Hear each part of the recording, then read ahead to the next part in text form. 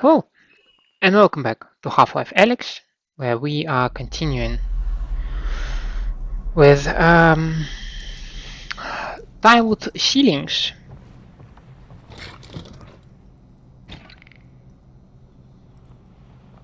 Okay, I get it. Head crabs in your walls.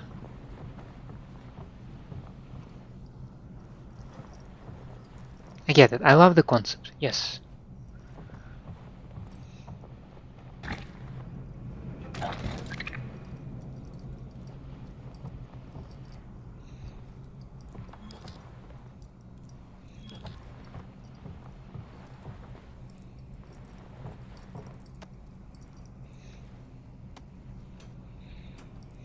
Alyx, look out the window. What the? Crap. That's gotta be the vault. Yeah. Your dad didn't mention it was floating. So even if we make it there, we still have to get up to it. Oh, the cables! Look at all the cables attached to it. All we have to do is follow them. And break whatever's at the other end. And down comes the vault. Simple. Easy to follow. Yeah, I like this plan. I have some questions. We left behind. That's a lot of cables. We left behind the blue keycard door and a bunch of resin. This entire section of the map, from the start of the keycard puzzle up to this room, was added specifically to show the player the vault on its own. Without this little detour, players would otherwise have their first view of the vault at the entrance to the Northern Star Hotel, which was also when they would see their first Combine substation. So much new information all at once led many players to confuse the vault with the substation, or just miss it entirely, so we created this area of the train station to highlight the vault on its own. Even though players are required to enter this room to get the second keycard, they still wouldn't necessarily notice the vault outside, so we added some dialogue with Russell about looking out the window to see it. This may be a bit heavy-handed, but it was necessary to solve the problem of players not recognizing the vault when they saw it later in the game. Okay.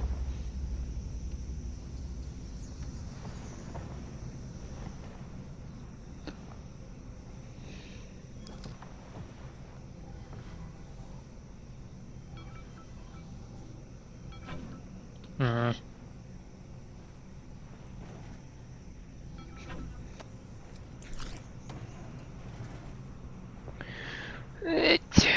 Nope.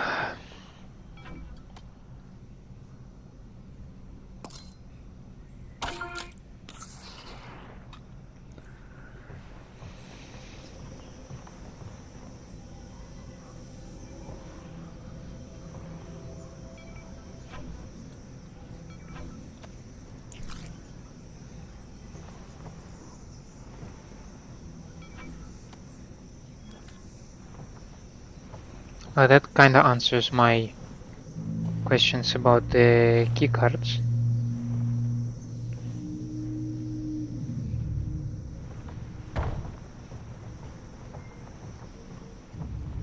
And I should get head crabs over here, right? I mean, the tiled ceiling should come into play at a certain moment.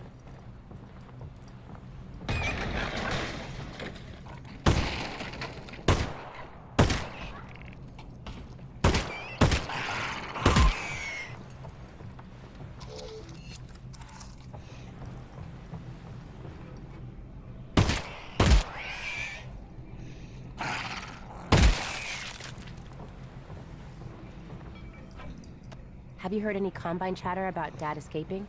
No, nothing. It's all about sending reinforcements into the quarantine zone. On the plus side, that means Dad is still on his way back to you. We'd have heard if they recaptured Eli Vance. And on the downside... Getting to the vault isn't going to get any easier.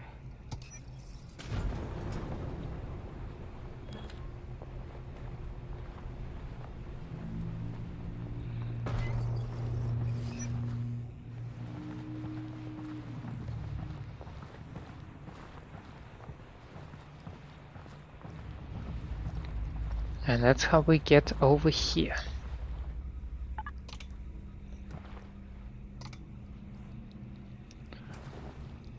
Oh, Ooh, and that's how we get grenades.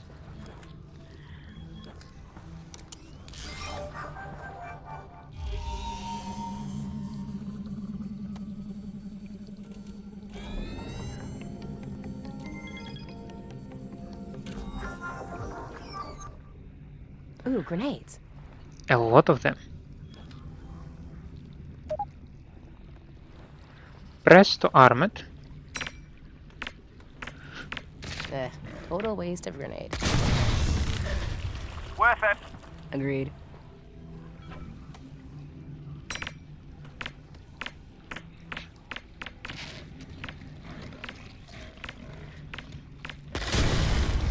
It feels like it reactivates itself. Nope. There was a grenade somewhere.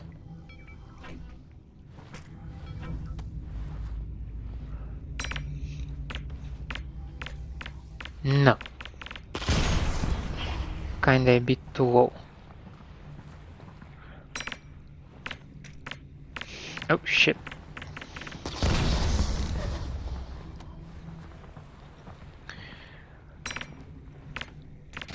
Ah, there we go.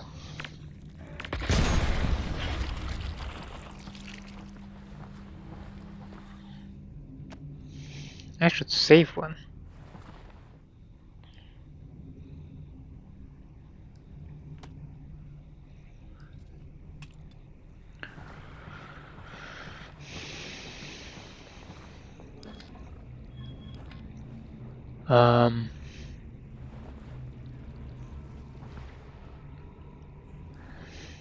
Can I get some trash to maybe distract the barnacle?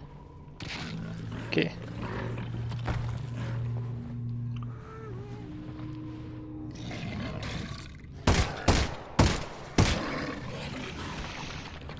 Nope, don't stand under the barnacle when it kinda dies.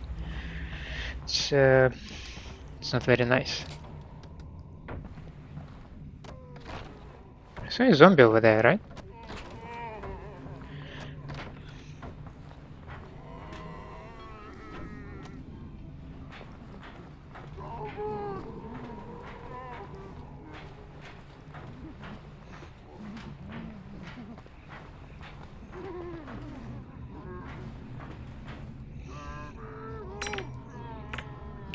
Heads up, zombie. Look out. Look out!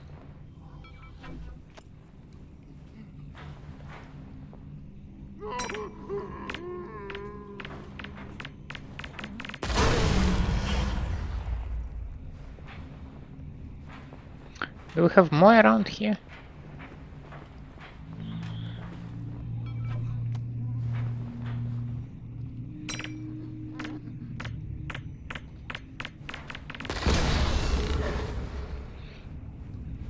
Okay.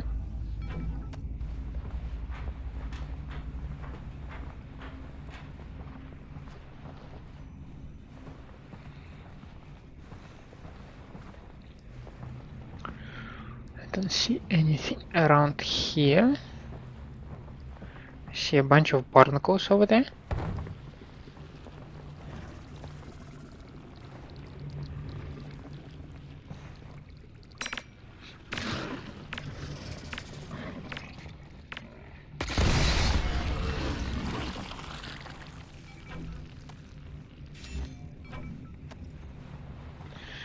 I definitely enjoy using grenades. At least on enemies that cannot do anything with that.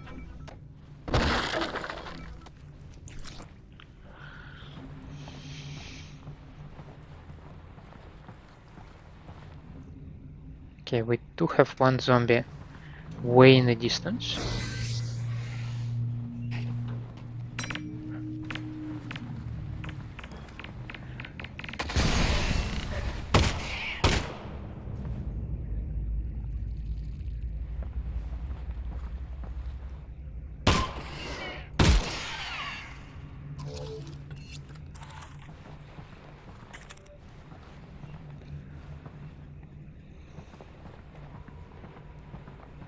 Okay, this dude... Yeah, he's locked in his own room right now. Okay. Although it may seem obvious that throwing would be a trivial interaction to support in VR, a lot of nuanced work is required to get it to feel right. And if we were going to build puzzles like this one, where the player must throw an armed grenade through a high duct, throwing needed to work well. A typical VR game running at 90 frames per second will read the sensor data from the track controllers once per frame. This means the data is read every 11 milliseconds. That may seem like a short time step, but when throwing, a user can easily move their hand 15 centimeters or more in that amount of time. Additionally, the player may release the object by opening their hand or releasing the trigger at any point during their throwing motion. This makes reconstructing the act of throwing a virtual object an interesting signal processing problem. It's up to any given piece of VR software to derive the player's intent from the discretely sampled controller data, and we've learned a lot over the years about what works and what doesn't. In the lab, which we shipped in 2016, we sampled the controller's positional data every 11 milliseconds and used the sampled positions to compute the controller velocity at each time step. We then used an average of the computed velocity and direction over several frames before and after the object release to determine the velocity and direction to apply to the thrown object. Although this was functional enough to ship, it didn't always feel consistent, especially if the game's frame rate ever fell below 90 frames per second. Later, in the Index controller tech demo Moondust, we expanded on this algorithm by biasing towards higher velocity data. We also extended the SteamVR software interface to provide the controller's instantaneous velocity and acceleration data from the hardware inertial measurement unit, which is computed on the controller every 2 milliseconds. This meant that we did not have to calculate an estimate from the positions sampled by the engine only every 11 milliseconds as we had done on the lab. This was crucial to providing a more responsive feel, as it meant the throwing calculations were no longer tied to the rendering frame rate. After further experimentation, we arrived at the solution used in Half-Life Alyx, which takes 10 frames that preceded the release of the held object and averages the 3 frames bracketing the peak controller velocity in that time window. We have found that this tends to lead to a better approximation of precisely when the player intended to release the thrown object. This approach resulted in consistent, comfortable throwing, enabling us to rely on players being able to accurately throw grenades or any other objects with confidence. You don't feel the weight. You don't really feel this thing when you throw it. Like, the flick of the wrist sends this thing so high. Like, if I want to jump, to just raise it a little bit above my head. It's such an exercise. Oh shit. So if I want to throw it over there, see?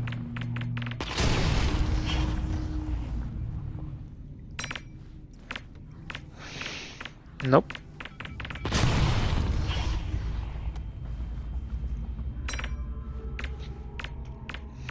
Yes. Nice throw. Took me a while. If you wanna throw it on some distance, you really gotta put your back into it.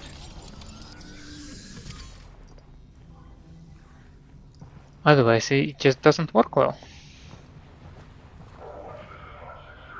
Hey, on the monitor, Combine. I see him. Overwatch acknowledges activity. Confirm Sector 02. Possible necrotic interference. Sub-sector report containment status.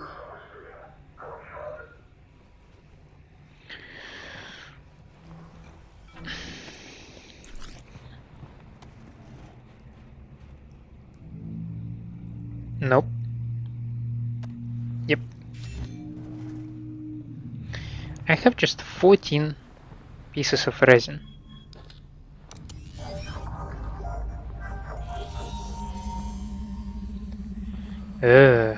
Shish, that's a lot. That's a lot of stuff. So these two, or these three. Okay, that feels correct. Then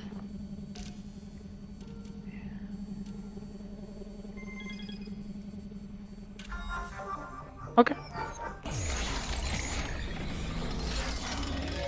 I doubt that I will be able to upgrade anything. Yeah. Yep.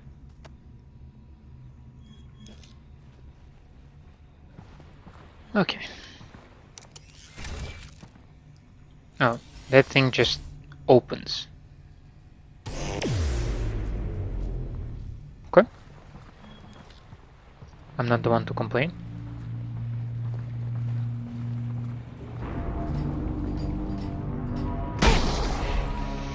Jesus.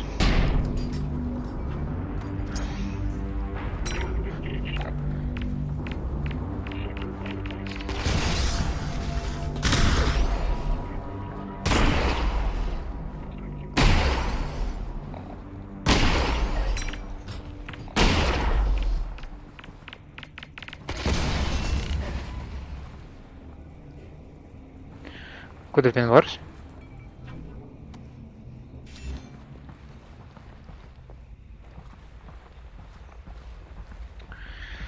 Heavy guy. Nope.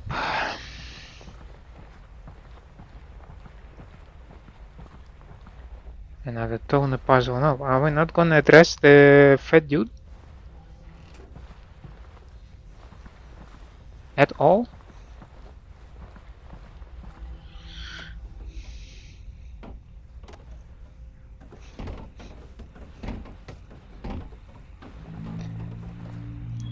Satisfy my curiosity. Is there anything in the bigger boxes?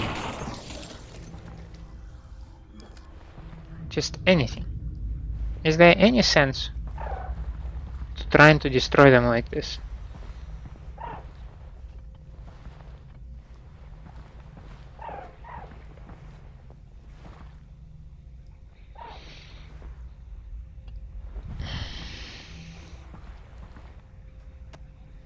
This optional toner puzzle is intended to train players not to blindly click on each junction without first understanding the implications.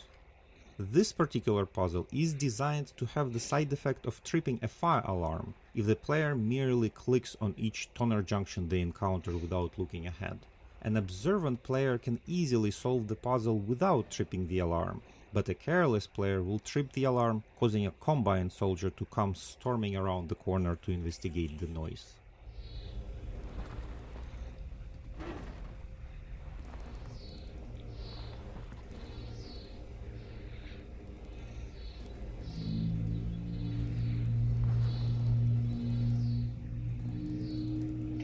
Ah. Well, we don't want that.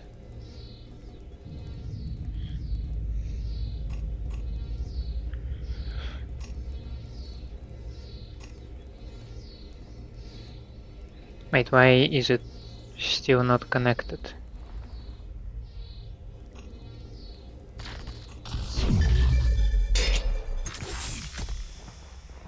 Oh, now it is.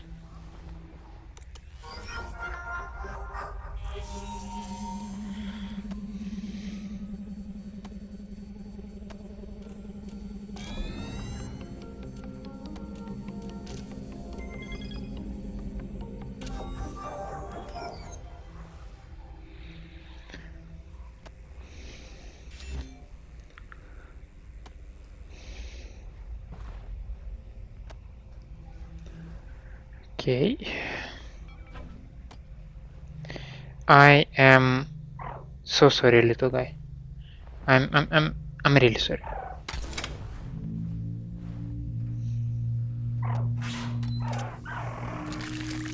Ugh.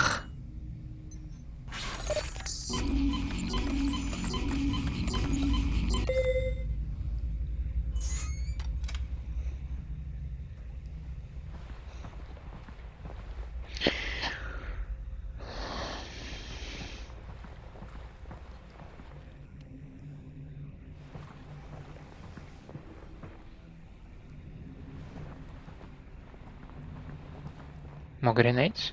More grenades? Way more grenades.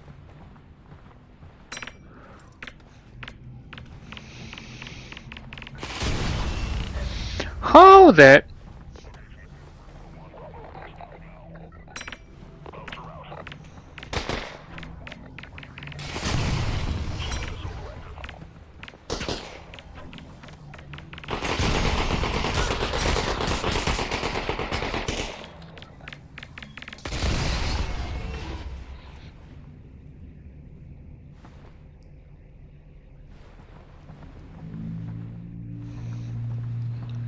Was this it?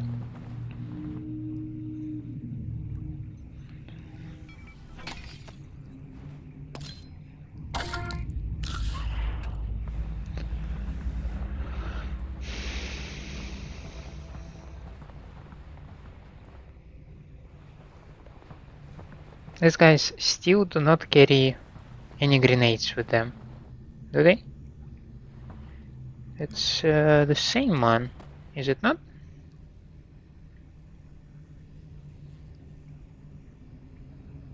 Yeah, it's the same one.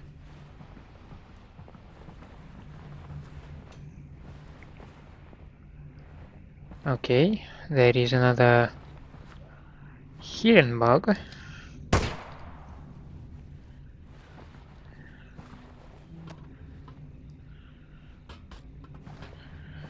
Okay. Suspicious. Very suspicious.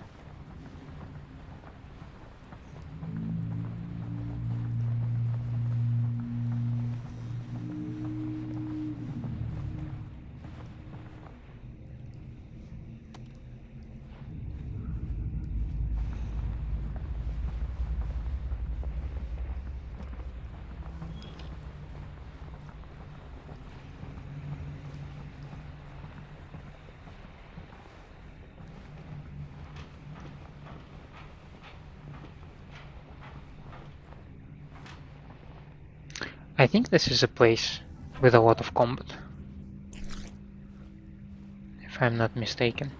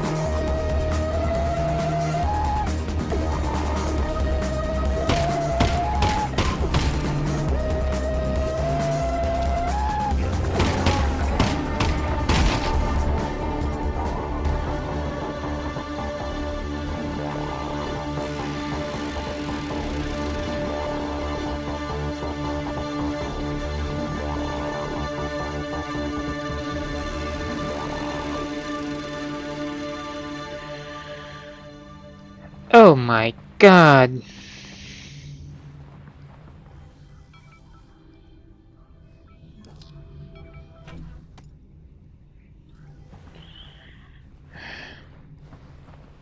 And yet you guys also do not have... You also lack any ammunition on you.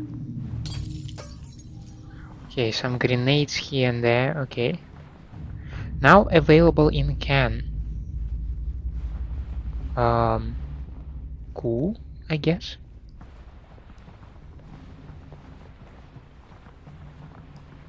I'm still wondering whether we will reach the place where we had, where we've seen a stack of two resin together. That might be this place. Okay, never mind.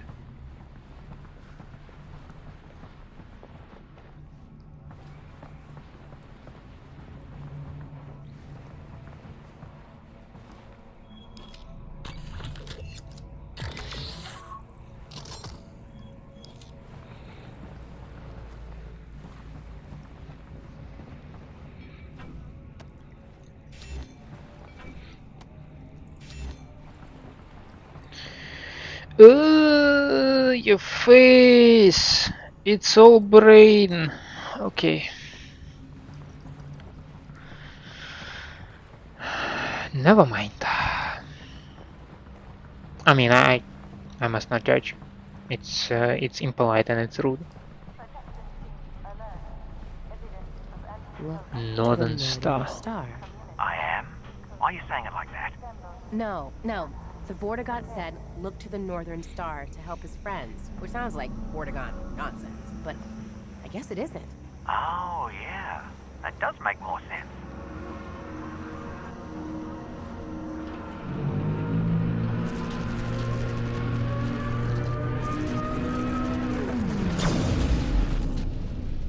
That's some sort of combined substation. They usually generate power and host security protocols. Like the power and security you need for a giant vault.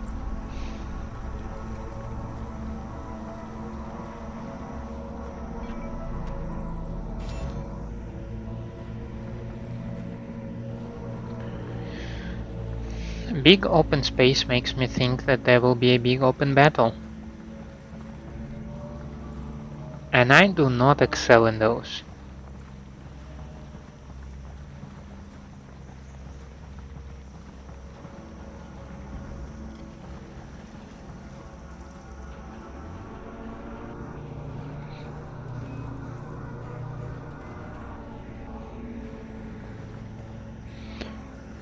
Can't open these things.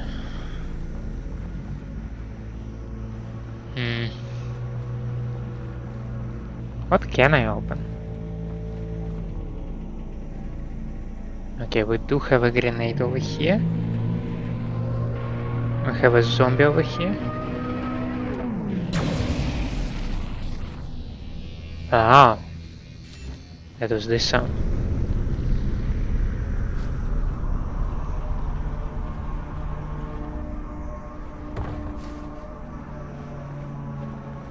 That's the head of the dude. Okay.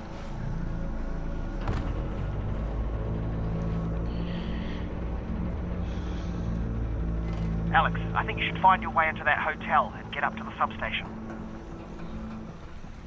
You think so? What if I miss some resin over here? And I desperately need it. You're not suggesting me to actually get good in this game, are you?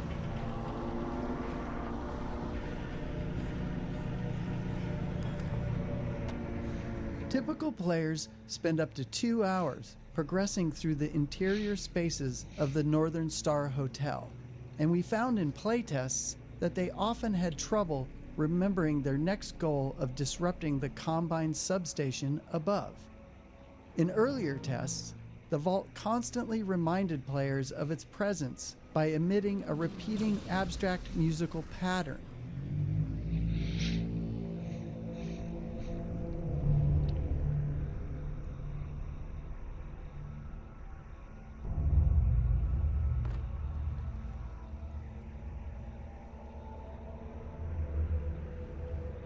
This pattern works so well at drawing and keeping the player's attention that we expanded and fictionalized it as a semi-musical sound design pattern, which we changed to emit from the Combine substation, representing it collecting and transmitting Vortigaunt energy to the vault.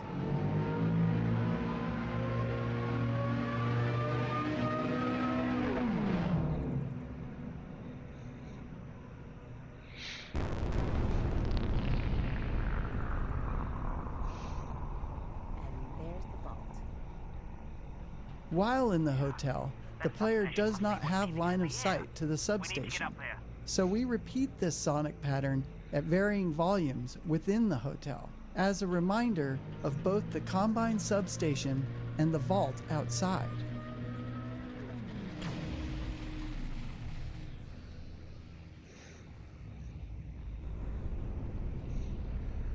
In fact, if you look closely at the Zen foliage when you are in the hotel, you will notice that it reacts visibly to the overspill of Vortigaunt energy as it flows from the substation.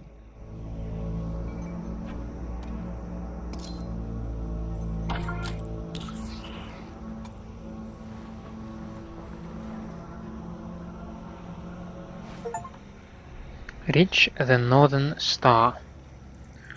Checking in.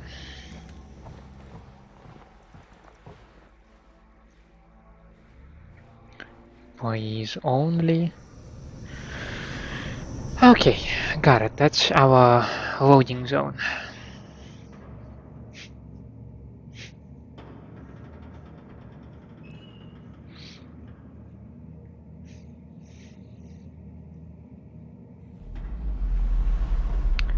That's also that head crab. The poisonous one. Or venomous one.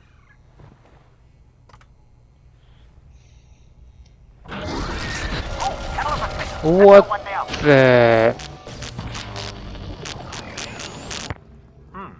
That was weird. And the power's out.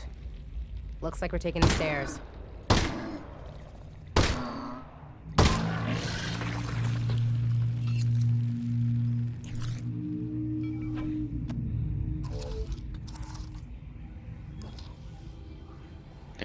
I don't need it yet. I cannot open this thing. Yep. That probably should have been expected. And the stairs are out. Let's try and get that power back on.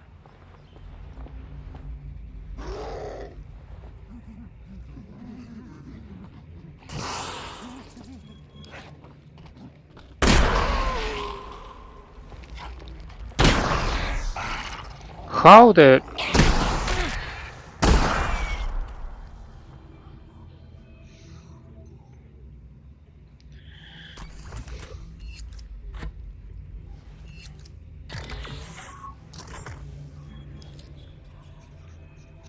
Two head crabs.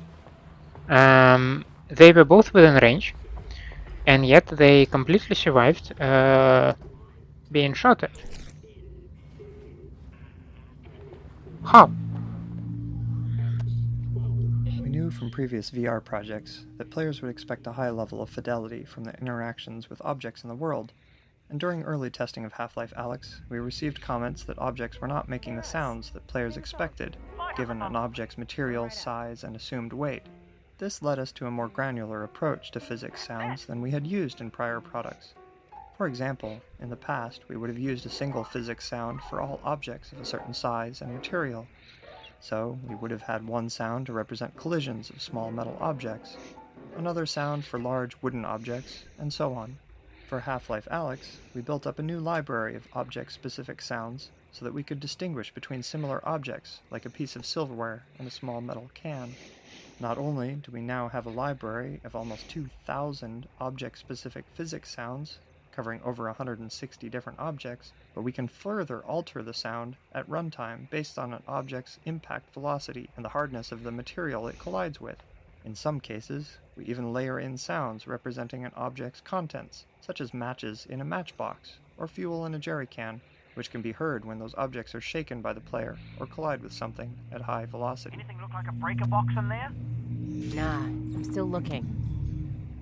Given the large number of bottles throughout the game, and the fact that they feature so significantly in the distillery gameplay, we decided to make interacting with them as interesting as possible using a procedural liquid effect. Each bottle is assigned a random fill level, and values for the amount of liquid agitation and foaming are calculated based on the bottle's movement. This is stored in the object's tint colour, which is otherwise unused. The shader calculates the liquid level based on the bottle's orientation in-game. Since the amount of liquid visible in a bottle as a proportion of its height is different when oriented upright, sideways or upside down, different values are used for each in order to preserve the apparent volume of liquid inside. The liquid's surface is then displaced by a number of sine waves, modulated with the agitation value to create rippling waves. The areas determined to contain liquid, as opposed to air, take on the colour and refraction index values of that liquid. Bubbles and foam effects are added based on the agitation and foaming values. These are procedural and can be modified to create a variety of different behaviours. Several layers of bubbles are created in a local view space relative to the object, so that they're stable from frame to frame, and can always move upwards relative to gravity.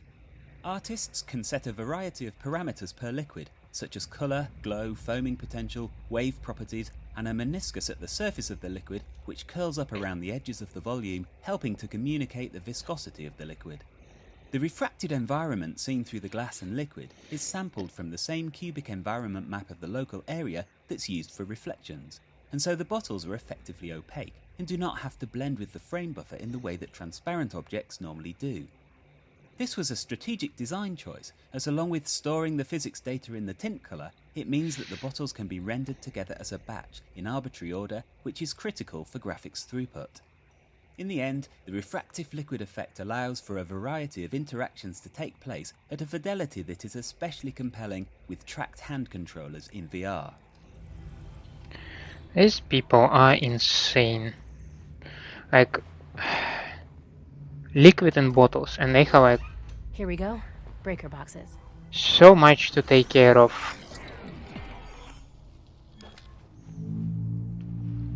So much to think about. It's absolutely out of this world.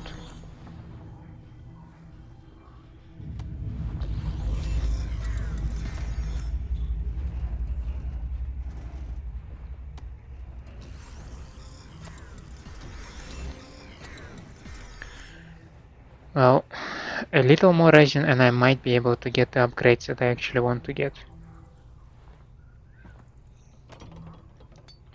Careful now.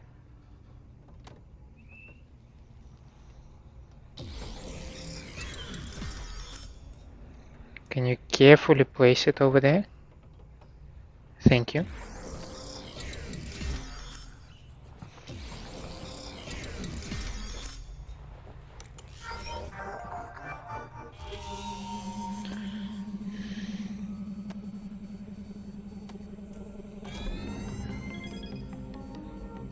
Okay.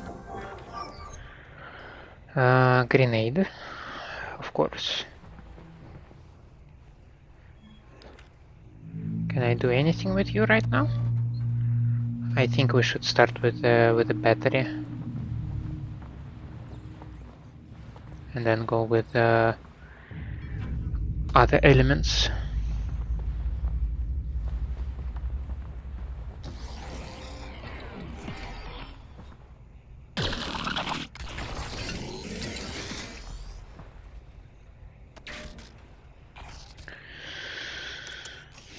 Here we go.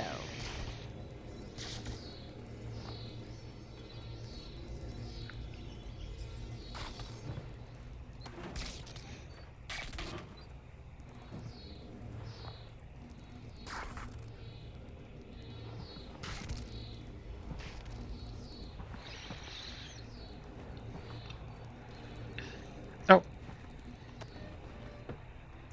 Oh.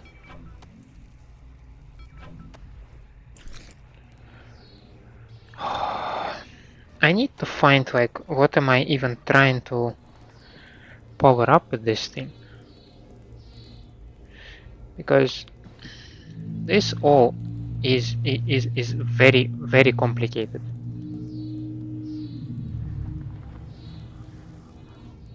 It goes everywhere. Something goes to this high voltage thingy.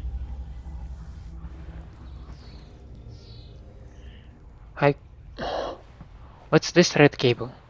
Where does it go? Okay, it's this red cable. That goes somewhere here. And what do you do?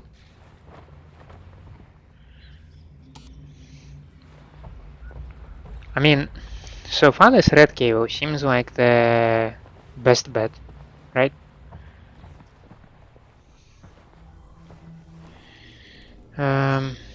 Let's see.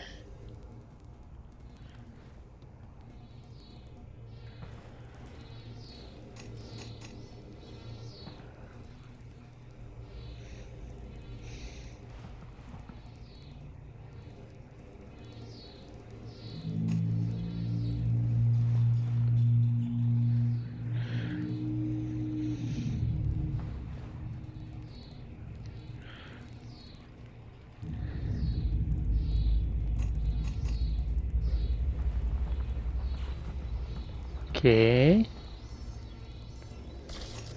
This hotel's ancient. The wiring's gonna be a real rat's nest. Power's back on. Let's check the elevator. As far as I'm aware, we only powered this thing over here.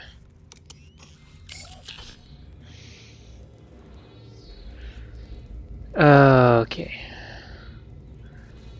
Lightning and something else.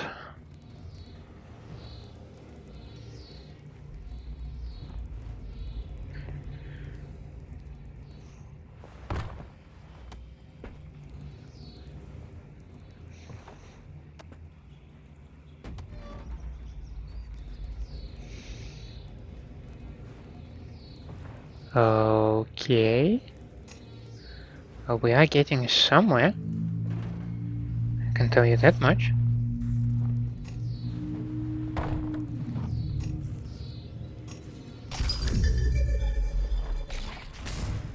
Boom.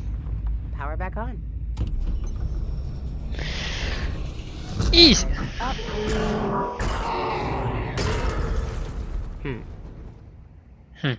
Looks like we're taking the ladder.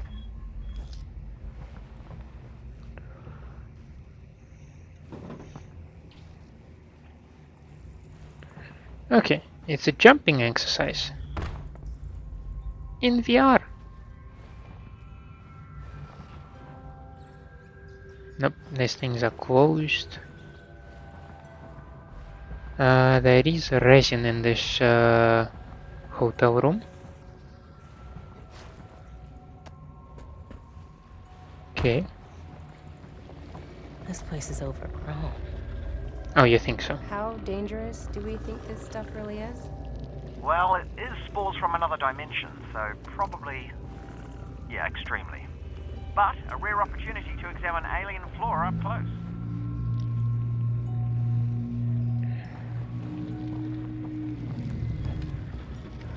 Zen Flora animation.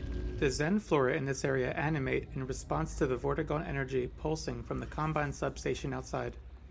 Since the substation itself is not visible from inside the hotel, it was important that we continue to remind players of its presence using audio and visual cues, and the Zen flora provided a perfect opportunity to do this.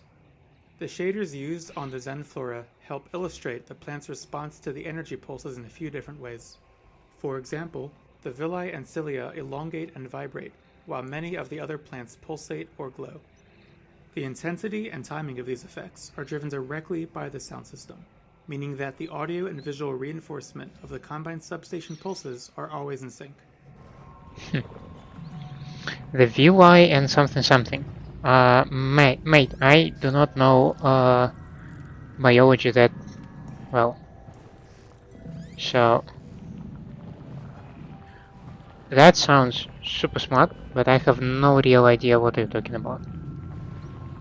The point is that it reacts to the Vortigaunt energy that is being channeled to the vault. That much I can understand.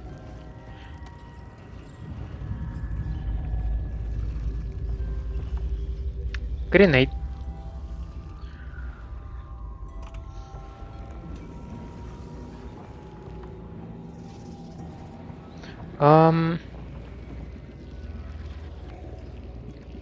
Yeah, maybe not.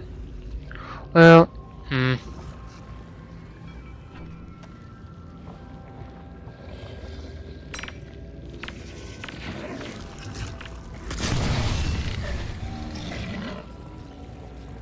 Did I drop something?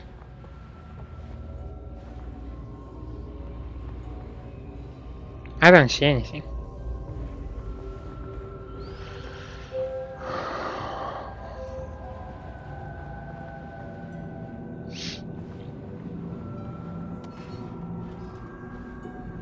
Well, thankfully I knew that we will be coming to the North Star Hotel, and that is exactly the reason why I brought Alyx this breathing protection. Bloater swell. That scared me.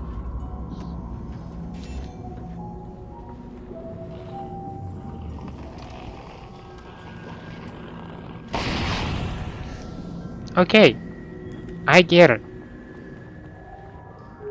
You are the bloater.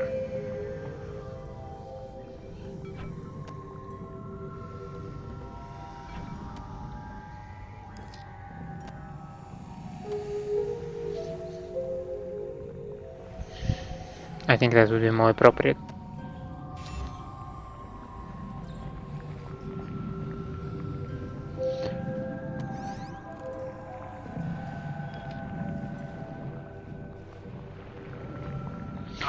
Ah, Really starting to think I shouldn't be reading this stuff. agreed. Just keep moving. Maybe breathe less. Very helpful, Russell. Maybe breathe less. Right.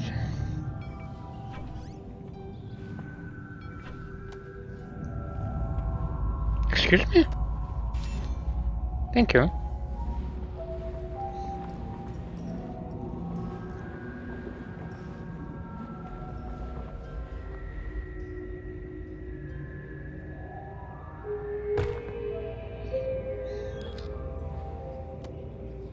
Breaching the quarantine zone revealed a new hidden secret of the city. Alien plant life from Zen has taken root on Earth and has been thriving in the shadows of City 17. On the development team, the Northern Star Hotel was referred to as Hotel Zen before it had a proper name in the story, as it was the first location we used to explore what Zen foliage could look like and how it might consume any given environment.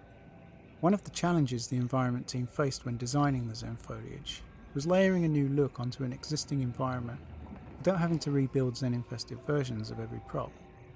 We relied heavily on texture blending and kit bashing of Zen foliage shapes to handle most of the big environmental changes when Zenifying a scene. We also added some new features to our level editor, Hammer, which allowed for more creative manipulation of assets to reduce repetition. For example, we could pose certain types of meshes such as the Zen tentacles. These could be placed, scaled, stretched and manipulated to snake through an environment, giving a handcrafted look without every asset having to be built for a specific location.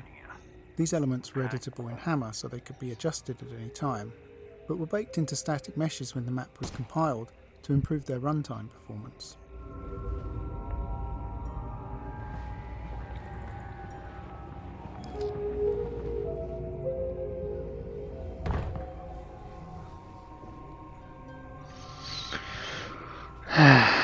Tentacles, eh?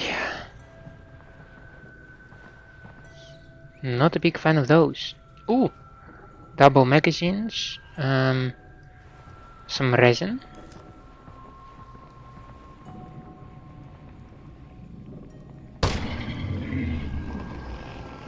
Oh, and you don't even explode it on a single shot.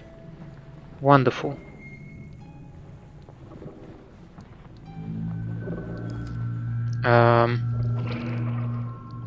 Okay.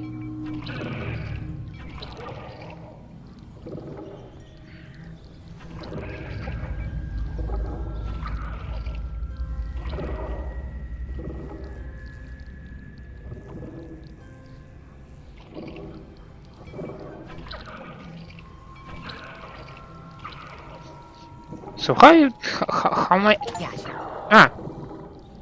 Snatch a Zen grenade from its resting place. Squeeze to arm the Zen grenade. And then kaboom. And then kaboom. Pretty straightforward. Okay. Shish. Shish.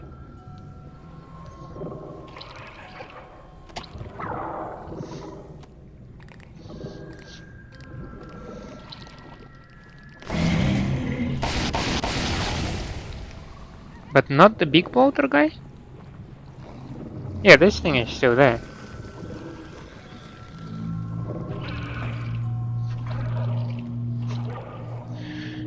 Can you... It only somehow works with my left hand. Okay.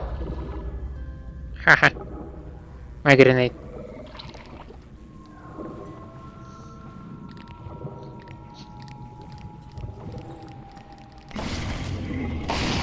Okay. Now we got the big bloater.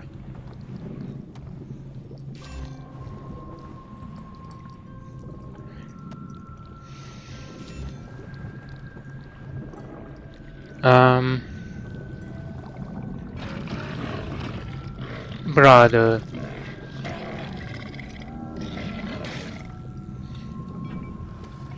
It's 4 of them.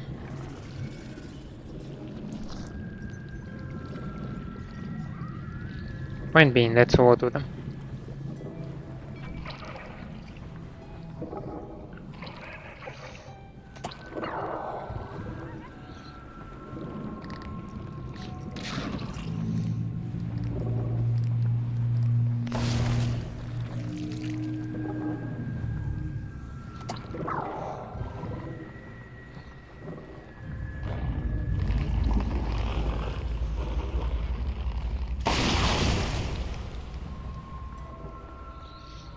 I still have 1 grenade, so I'm not that worried.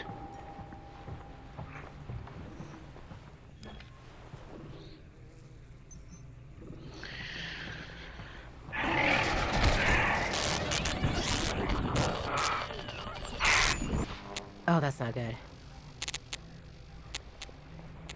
Yeah. The electric head crab.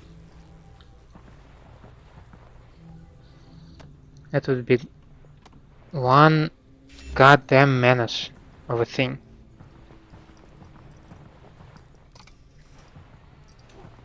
You see that? Russell? Russell! Alyx, come in.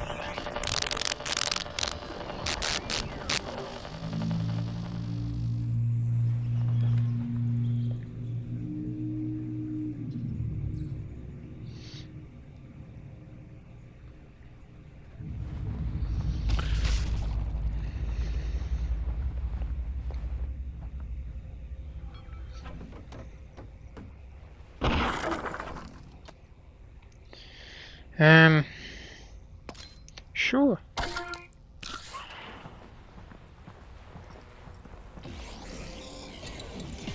Reviver introduction. Okay. The Reviver, one of the new enemy types introduced in Half-Life Alyx, arose from our observation that playtesters enjoyed searching their environment in VR much more than they had in traditional games. In addition to rewarding that desire to search with ammunition and resin, we experimented with how it could be part of fighting an enemy. We began prototyping with a fast headcrab variant we called the Runner, modifying its behaviour to run away and hide from the player after it attacked. We found players really enjoyed looking for a small, hidden enemy they knew was somewhere within a dense environment. They also liked shooting at a fast-moving enemy that was able to run under and behind everyday objects like tables and chairs. Lastly, players talked about liking the way they got to be the aggressor in combat for once, since everywhere else in the game they felt like they were always on the defensive. While feedback was overall very positive, there was one specific problem: how to encourage players to search for the Runner. After a few Runner encounters, we found players would start to realise they didn't have to look for the Runner at all, they could simply wait for it to run away and then leave the room. So we started prototyping various ways in which the Runner could become more dangerous if not found, setting up a time pressure where players had to find the Runner quickly or the situation would get worse. After some experimentation, we landed on the prototype where the Runner could revive a fallen zombie and become a new kind of foe, one that was more dangerous than a Runner or zombie. After this change, the Runner was renamed internally to the Reviver, and we began assembling the various encounters around it. It took a lot of playtesting to balance out all the various elements of the Reviver fights, because they involved multiple separate stages: combat versus the Reviver, searching for a hidden Reviver, and combat versus a revived zombie. In the end, we still didn't feel like we'd created enough of a foolproof reason for players to need to search for hidden Revivers, so we turned the Reviver's heart into a key, requiring players to collect it. People who enjoy time pressure exercises are a little bit weird to me. I don't like any kind of pressure. I get enough at work or just in life. I came here to be Oh, different is probably correct state, but also, I mean, it sounds selfish, I know, but maybe in a sense I would like to feel somewhat superior, maybe to how I feel in the real life. That doesn't mean that I want to be a jerk, but if there is some aggressive life form and you need to deal with it, I would like to feel that I'm able to deal with it. An enemy's animation can elicit a powerful emotional response from players, especially in VR. While developing the Reviver, we learned that sometimes a character performance can have unintended consequences. In our initial Reviver prototypes, we simply used a blue-tinted headcrab model with rudimentary electrical effects. The prototype was successful enough in playtesting that we decided to invest in a new, purpose-built model for the Reviver, with electrical skin and improved effects. Players identified the new Reviver successfully in the game, but we ran into a new problem. Players didn't want to fight it anymore. While the blue headcrab was easily identified as something dangerous, the new model was something that players had to evaluate from scratch, and they didn't necessarily see it as threatening. In fact, the animations authored for the new Reviver model were interpreted by many players as friendly or even cute.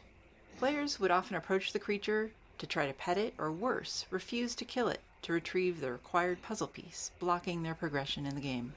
If they did then realize that they were going to have to kill the cute creature to proceed, they felt horrible having to go through with it. To fix this, we reauthored most of the Reviver's animations, making it significantly more unsettling and menacing. We also made the Reviver more aggressive by adding a jump attack if the player got too close.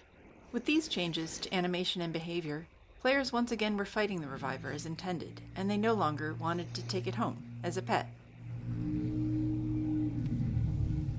That desire to I'm gonna pet that dog is very strong in every one of us, and it's absolutely okay. So before we go and actually meet the Reviver, I would like to make another pause and proceed with the game a little bit later. For now, again, thank you so much for staying with me. I hope you enjoy my company and my gameplay. And if that is the case, then please leave me a like and subscribe to the channel, or otherwise let me know down in the comments what I can improve for you. I hope to see you next time. Have a nice day out there, and bye.